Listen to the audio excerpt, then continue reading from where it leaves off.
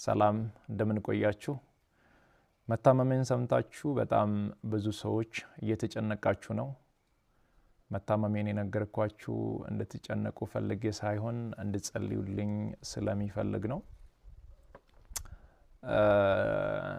በእርግጥ አዲስ ሚዲያ ኔትወርክ ጋር በነበረን ኢንተርቪው ቆይታ ጋዜጠኛው በድንገት ሲጠይቀኝ መታመሜን ነግራችኋለሁ። አሁንም ቢሆን ሁላችሁም በየእምነታችሁ እንድትጸልዩልኝ እፈልጋለሁ። ህመሙ የጀመረው አሁን አይደለም፣ ተላምደናል። ዛሬ 1 ዓመት ከ5 ወር አካባቢ የሚሆን ይመስለኛል። ያኔ ጎፋ በመሬት ናዳ ምክንያት ወገኖቻችን በሞቱ ጊዜ ለማገዝ እዛ ነበርኩኝ። እዛ ታመምኩ። ከዛ በኋላ ህመሙ በዛው ነው የቀጠለው። እስካሁን ባለው የህክምና ክትትል እያደረኩ ነው።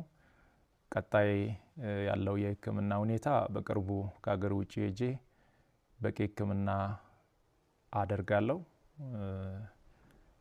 ህክምና ብቻ ሳይሆን በዚህ ሰዓት ለኔ የሚያስፈልገው የኢትዮጵያ እናቶች፣ የኢትዮጵያ አባቶች፣ ወጣቶች ሁላችሁም በየእምነታችሁ እንድትጸልዩልኝ እፈልጋለሁ። እኔ ወደ ህክምናው እስከሚሄድ ድረስ የታመሙ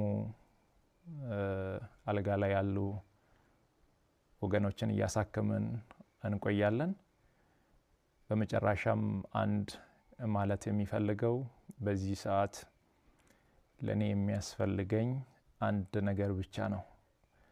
አሁን ከሚነግራችሁ ነገር ውጪ ለኔ ምንም ነገር አያስፈልገኝም።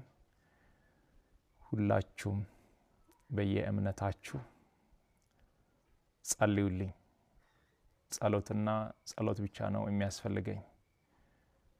ከዛ በተረፈው እግዚአብሔር ሁሉን ይችላል። አመሰግናለሁ።